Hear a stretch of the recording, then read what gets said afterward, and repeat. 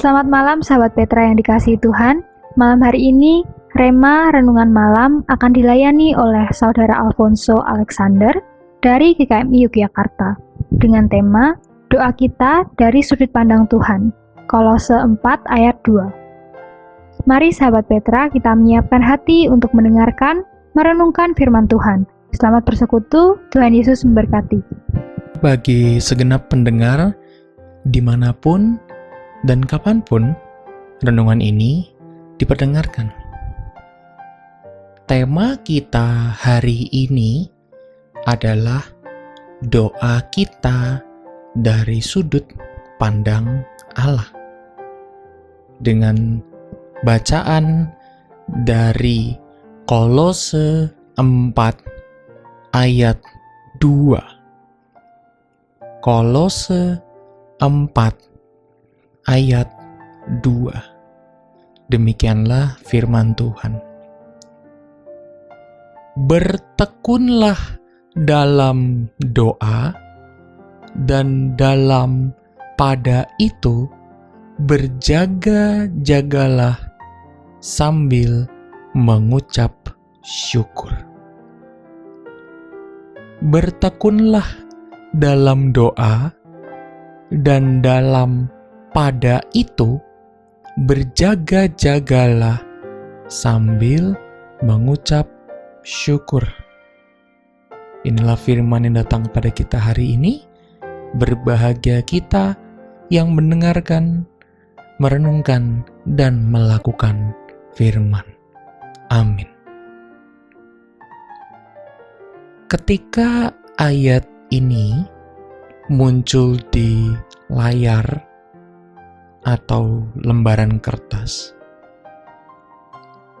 hal pertama yang bisa ditangkap adalah kata berjaga. Berjaga bisa juga diartikan sebagai siaga, tidak tertidur atau bersantai.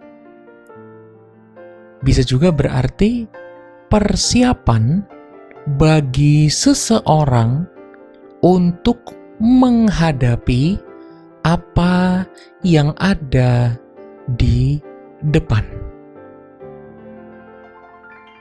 Hal ini membuat saya teringat akan suatu hal yang pernah saya lihat di TV, yaitu suatu figur yang bernama Bang Napi. Figur dengan nama Bang Napi ini biasanya hadir bersamaan dengan peliputan tindakan kejahatan atau kriminal, dan terkenal karena frasa andalannya atau kata-kata andalannya, yaitu waspadalah, waspadalah. Begitu juga halnya dengan kehidupan kita. Para pendengar sekalian yang dikasihi Tuhan, pesan Bang Napi ini tidak hanya berbicara soal potensi kejahatan saja, tapi juga patut kita ungkapkan bagi diri kita sendiri. Sudah sejauh mana kita berusaha mengenal dan bergaul dengan Tuhan? Sudah sejauh mana kita sungguh berdoa dan tidak hanya menggumam? Sudah sejauh mana kita sudah sungguh berdoa dan tidak hanya memberikan daftar permohonan, permintaan?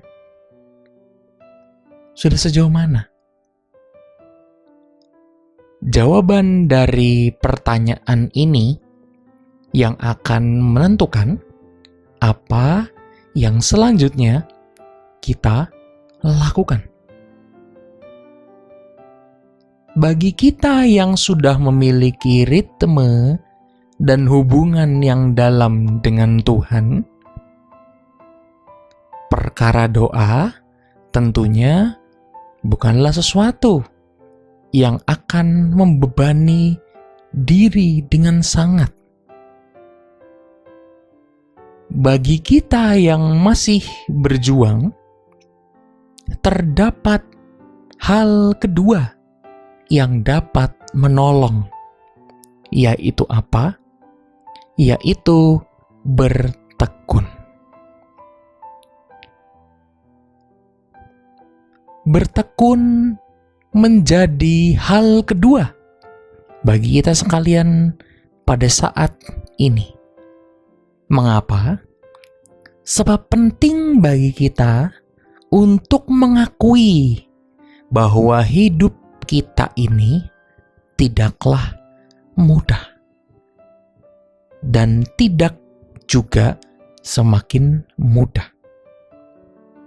Dan hal yang sama juga berlaku bagi orang-orang Kristen, orang-orang yang mengaku percaya pada Yesus, tidaklah imun dari fakta ini. Bagi kita ada sang sobat setia yang menyertai kita. Yesus, sang sahabat, tidak hanya mendampingi kita, Ia juga turut memahami derita kita dalam kita menjalani hidup ini. Tidak sampai situ saja, Ia juga, Tuhan kita itu, menghadirkan dirinya sebagai teladan dalam banyak hal. Salah satunya adalah dalam perkara bertekun dalam doa. Bertekun dalam doa. Seperti yang bisa kita baca dalam kisah pelayanan Yesus selama Ia di bumi, Ia berulang kali menunjukkan ketekunannya dalam berdoa, yang juga turut menjadi cerminan tentang kedekatannya pada Bapa. Para pendengar sekalian yang dikasihi Tuhan, ketekunan yang dijalani Yesus ini tentunya bukanlah hal yang mudah. Secara ragawi, kita mengakui bahwa tubuh kita ini lemah, lelah, dengan berbagai beban dan tanggungan yang ada. Hal ini menjadi tantangan ekstra kita dalam kita membangun hubungan yang dekat dengan Tuhan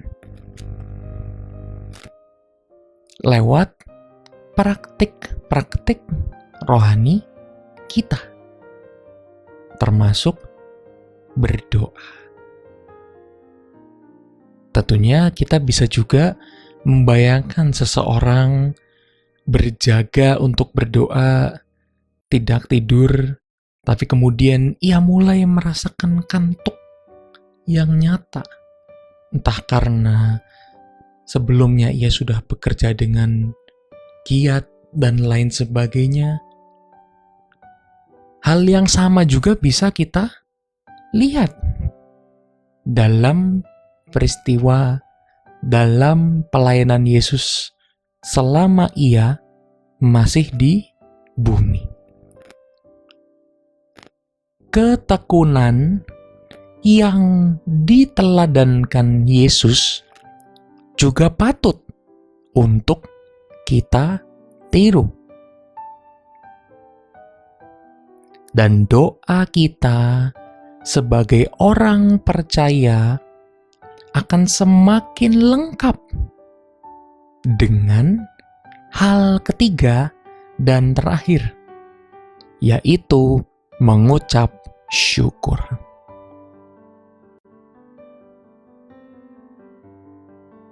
Mengucap syukur mudah dikatakan, sulit dilakukan, dan sangat sulit, bahkan bisa sampai tidak terpikir ketika kita berada dalam situasi yang tidak mudah.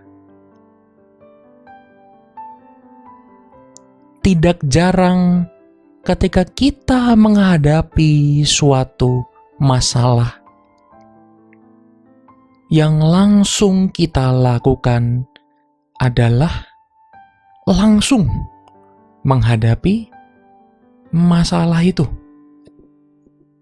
dengan pemikiran supaya lebih cepat selesainya. Tidak jarang juga kita sebagai manusia mendapati diri kita mengeluhkan apa yang ada di depan kita.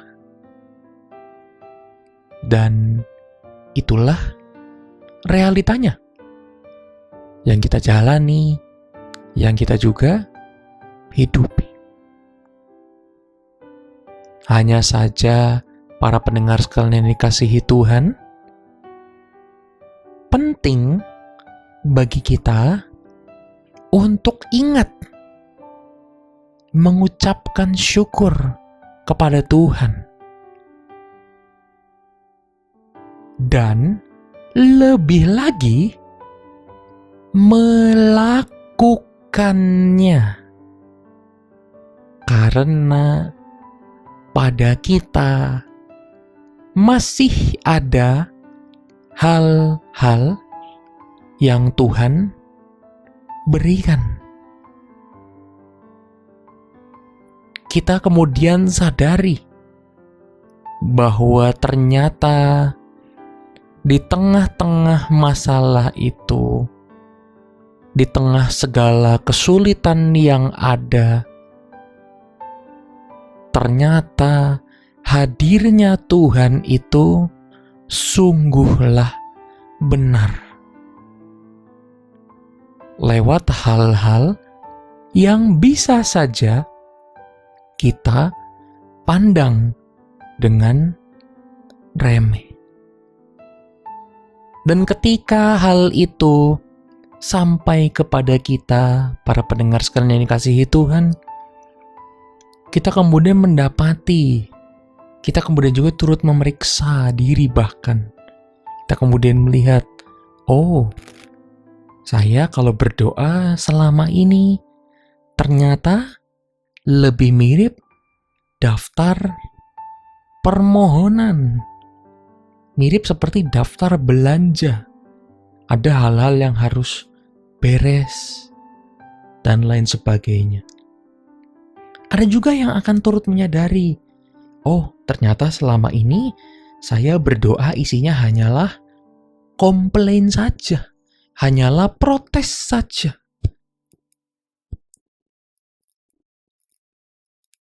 Bapak sekalian yang dikasihi Tuhan, menjalani kehidupan di dunia yang semakin cepat berubah adalah penting bagi kita orang percaya untuk semakin berpegang teguh dan membangun hubungan dekat dengan Tuhan. Salah satunya bisa kita lakukan lewat doa-doa kita pada Tuhan. Tidak hanya secara kuantitas saja, namun juga bisa secara kualitas. Kiranya kita sekalian diubahkan menjadi lebih berkenan lagi bagi Tuhan, semakin dekat dan sungguh-sungguh dengan Tuhan. Amin.